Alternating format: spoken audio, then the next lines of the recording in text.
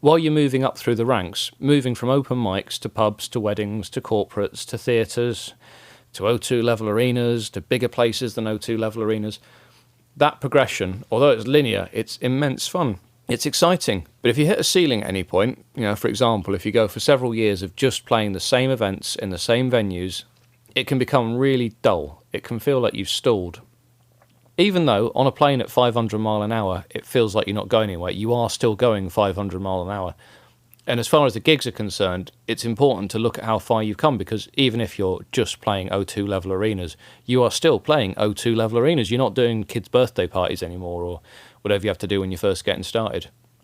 Hi and welcome to Big Gig Energy, a podcast by musicians for musicians, helping you get bigger gigs, no matter what level you're at. I'm your host, Steve Leggett, and with 10 years experience as a professional musician, doing everything from pubs and functions to travelling the world in a ukulele boy band, I understand that being a musician is rarely the glamorous experience people make it out to be, and that building your career up to a point where you get to go pro is about the most challenging professional leap of faith there is. But I'm going to use my experience and insight, and maybe a guest or two, to help you activate your own big gig energy and take things to the next level, whether you're a seasoned pro or just starting out. So, let's get to it.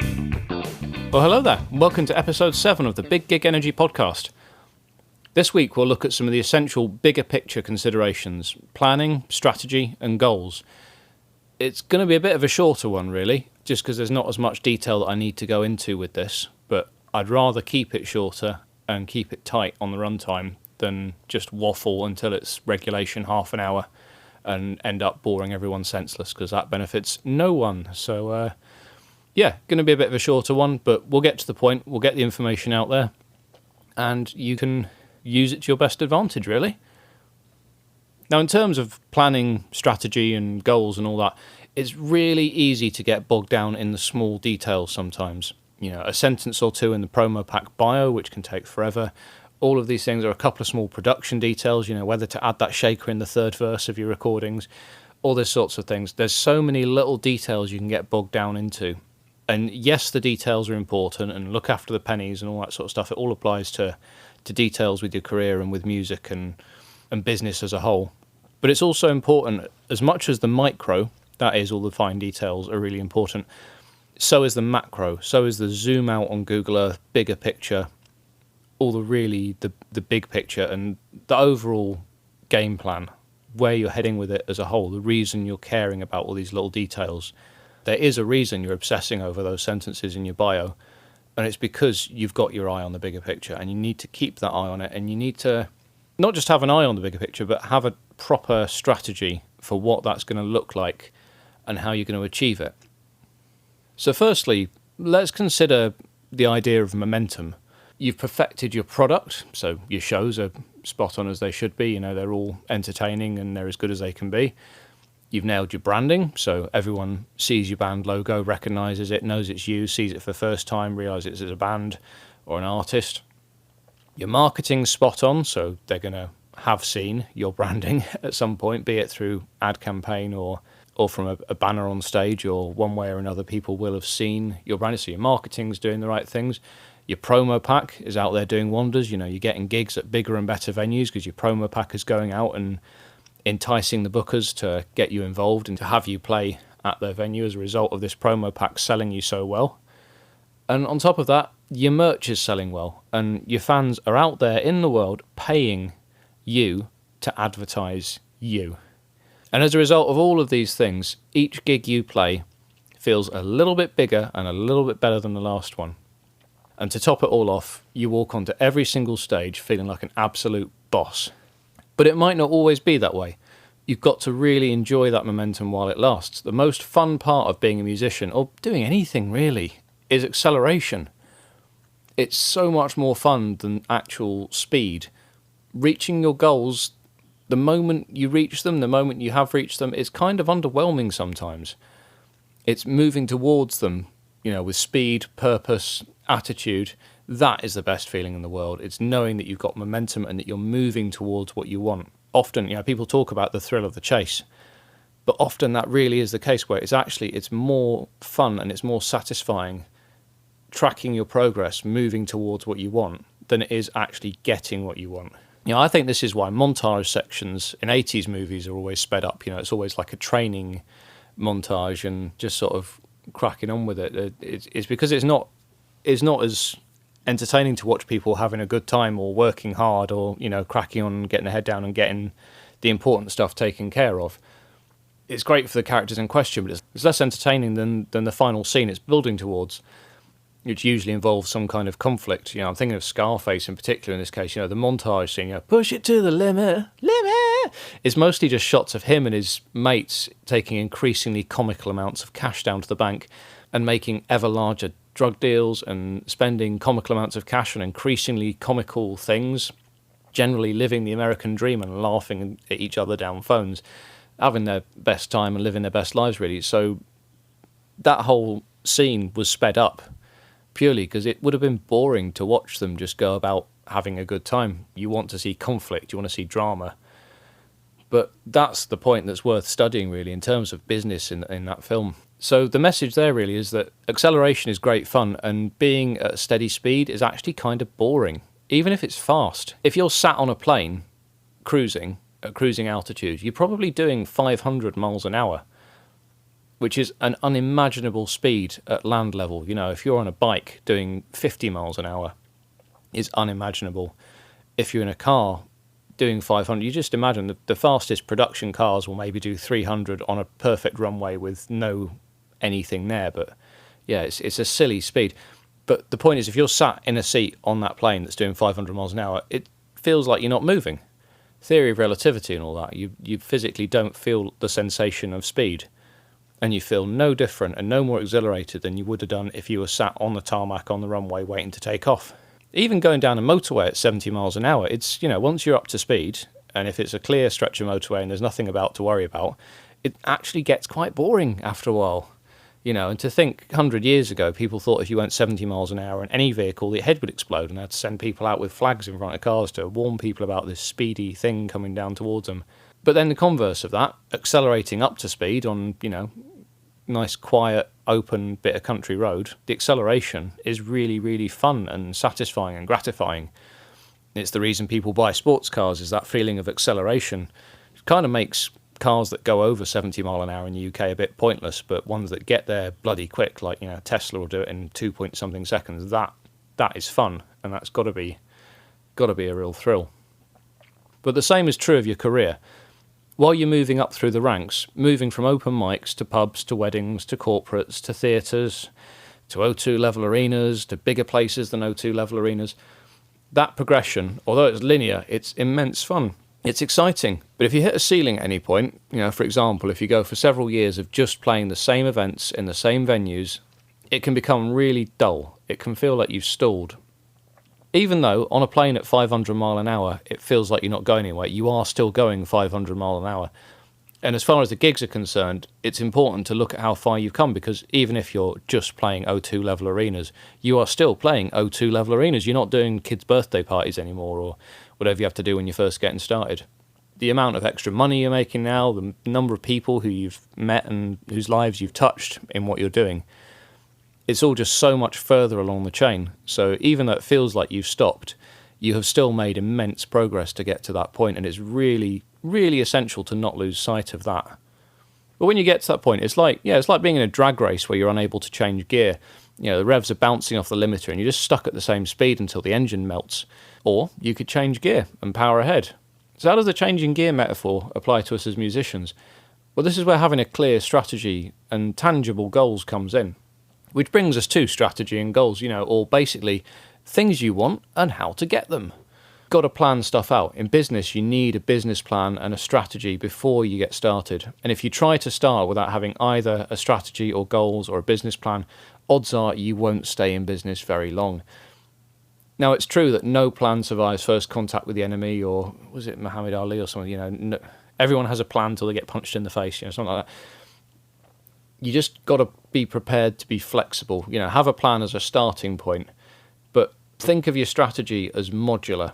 You can just swap out stuff that isn't working when you need to and proceed to the next point on your roadmap straight after. That way, you don't end up taking wrong turns and getting lost, or worse still, end up going around in circles. So how does this look when we apply it to a case study? Well, let's say you've put together a new band this week. What's the strategy for getting started? With my music industry coach hat on, I'd suggest something like this for the first 6 months. Product and branding, get them right, then your promo pack, and then your first big gig inside of 6 months. It sounds straightforward, 3 steps to success. Each has got to be attained before moving to the next item, but if you get them all right, in the right order, then that first big gig at the end of it will be an absolute trampoline to bigger gigs from there. But built into that strategy, you're going to want to have some goals. These goals specifically, they've got to be easy enough to attain, but hard enough to be worth attaining. So, again, with the one-to-one coaching for musicians hat on, I'd probably suggest the following. Product, aim to have a full set's worth of music ready to perform within the first 2 months. About an hour should do it. If you're an originals project, get writing, make it good. Covers, easy, just learn the songs, really, and make them your own, make them yours. Give people a reason to watch you play them and not one of the other million covers bands out there. And also a reason to watch any covers band play them and not just sit at home or in the car with the CD. You know, find your niche, find your gimmick, whatever your USP is, segues, whatever. Find what that is and make sure you have one. Otherwise, justifying your existence and your prices and your place within the music scene, it's going to be tricky. You know, you don't want to go into it and just be like, yeah, we're a covers band. What's special about you? We're a covers band. So's everyone else. Next, we've got branding. You know, you want to have your band name, your aesthetic, your logo, your socials, all of your branding set up within about 6 weeks, I'd say. Get them right. Relaunching and changing anything is a right pain in the backside. When we started out with Ukebox, we actually originally called the Uke Hunters because it was a way of getting one of our prudish lecturers at uni to say the word cunt, and it was wonderful hearing her say it.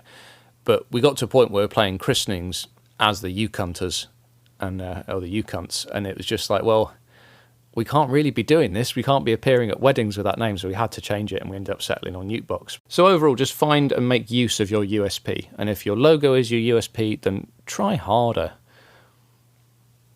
Looking at your promo pack, you want to spend more time on this, but have it ready within 4 months, ready to start sending out and fishing for gigs. And then your first big gig. In terms of goals for this, I'd say have it booked within about 5 months to take place within 6 of your start date. I'd recommend a warm-up gig in the week beforehand, ideally in front of a cold audience, i.e. people that aren't just your mates and your mums. Open mics are great for this. Just to road check the material and be confident everything will go smoothly. It'll be the harshest, most difficult crowd to work with, and if you can win them over, you can win over anyone. It's just a chance to road check the material and be confident everything will go smoothly. You might well suck, and the audience might hate you, but if you do suck, you'll learn so much more and have so many things to refine before the actual big gig that the experience will have been worth it. Just do yourselves a favour and develop a thick skin. However good you are, you're going to have some people telling you shit. Learn to embrace it. And once you've done your warm-up show, you can launch your product, your band, your brand all together at the same time. Treat it like a product launch. Come across like a big deal. Because at the end of the day, the whole fake it till you make it thing, it's everywhere and everyone's doing it. You kind of got to play the game. And if an artist appears to be a big deal and they tell you that they're a big deal, your brain's probably going to believe them. So finally, we come to what I mean by changing gear. After a while, your product and your branding, let's say you've been going for a few years, it'll reach the limit of how far you can take it. You might be sick of playing pubs. That's all you do. You've reached one of these limits. And as you move through the ranks and build more of a name for yourself, there comes a point where you just need to refresh everything. Don't necessarily need to change your brand because, you've built that. You want to keep your name and that sort of thing, but you want to reflect the new level you're aiming to climb up to. It's like dressing for the job you want rather than one you've got. If you're sick of playing pubs and you want to start doing some weddings, your pub material, however good, won't be enough anymore. At weddings, you'll be charging 4 or 5 times as much money, and you've got to absolutely bring it to justify charging that amount extra. You've got to be that much better than just a bunch of guys in a pub playing covers on a Saturday night for 20 quid a head. You've got to be better than that level if you're going to be charging wedding prices. Don't forget, a good pub gig might pay 300 quid for the full band, but a good wedding gig might pay each member of the band that much. But this higher price point, it does require a pivot in standards, and once you've shifted into a higher gear to advertise to a better paying client set, you'll then be able to more confidently start working within that next level. This can take some time to get right, which can result in a quiet period for bookings, but Even in a drag race, you still have to use the clutch and disengage the engine from the wheels in order to go faster overall. So hopefully that'll give you some ideas for getting a strategy together. Or, if you have one already, it'll help you to assess whether that strategy and those goals are the right ones for you at that time. The most important thing about strategy is to have one. At very least, it'll keep you mindful of the bigger picture. And for goals, it's good to have shorter and long-term goals. Personally, long-term, I'd love to play at Glastonbury one day. Any stage will do. Bassist for hire, info on my website, get in touch if you need anyone.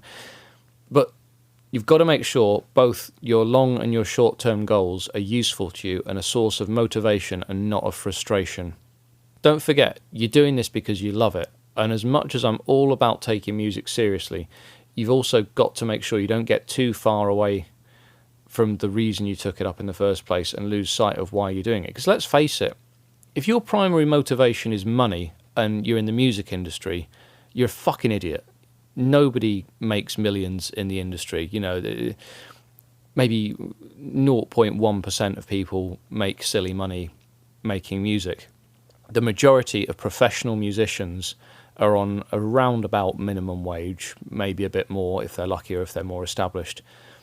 It's important to aim high, and it's important to set yourself lofty goals and to aim, reach for the stars and you land on the moon, all that sort of thing. But it's important to be realistic. And yeah, if you're in it for the money, go and do literally anything else. Because let's face it, if you get a job in Lidl, you could be earning twice as much, and you could then spend that money on lots of sexy gear, which you could then play at pubs on your weekends and not be bothered about how much you're getting paid. So you've got to question what's important to you and why you're doing this. And you've got to be sure that this is something you're doing for the right reasons.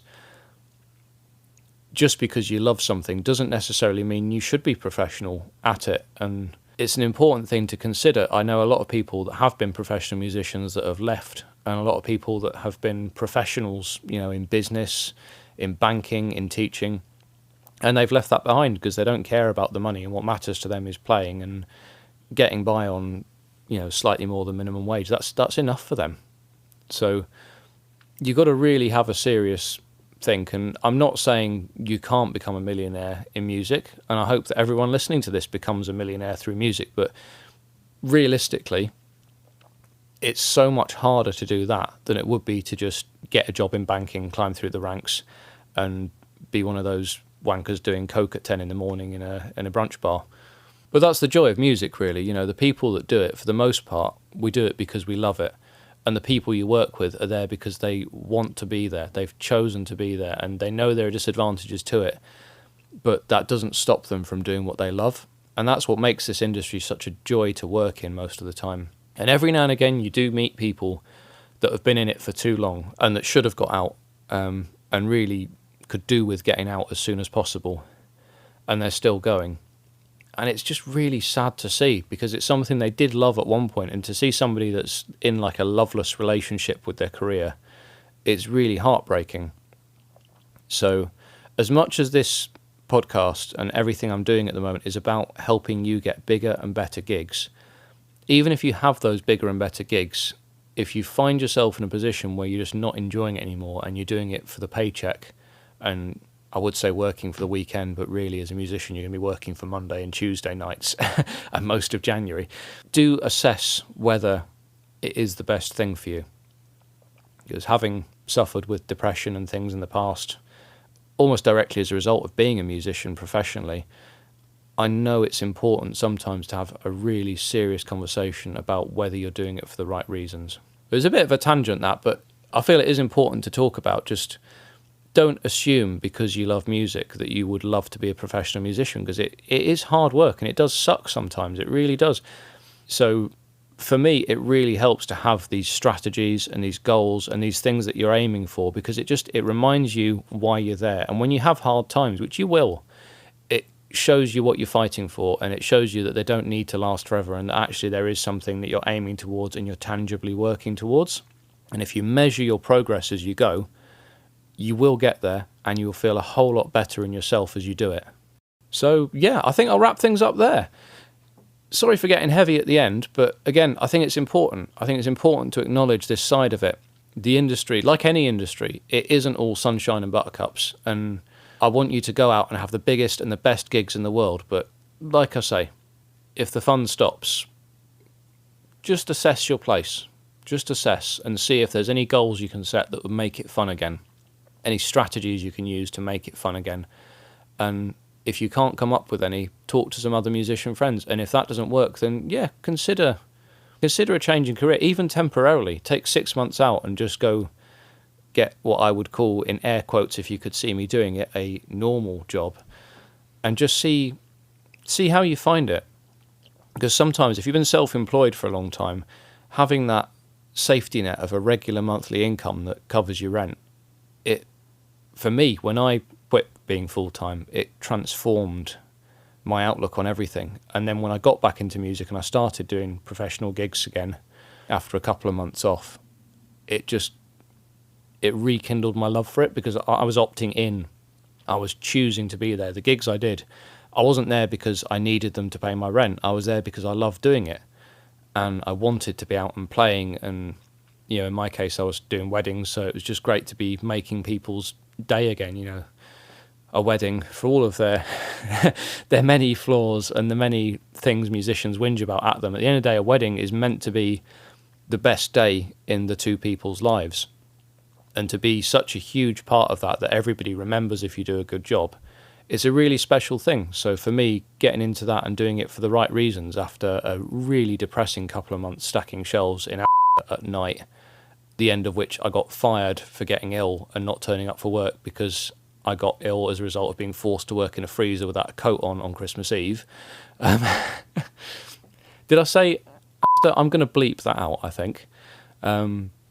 It wasn't the best experience, and it made me really appreciate that I do fucking love being a musician. And what's more, I love being paid to be a musician.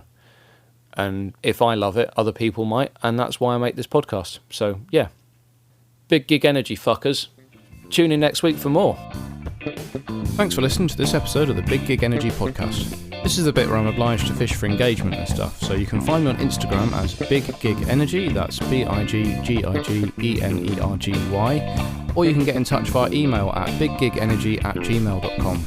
I'll link anything relevant in the show notes below, but otherwise, if you've had any thoughts on this episode or would be interested in some one-to-one coaching for yourself and or your band, feel free to get in touch. Otherwise, do all the usual social media stuff, I guess, and let's keep the discussion going. Many thanks as ever to all my supporters and collaborators, and as always, best of luck with your next big gig.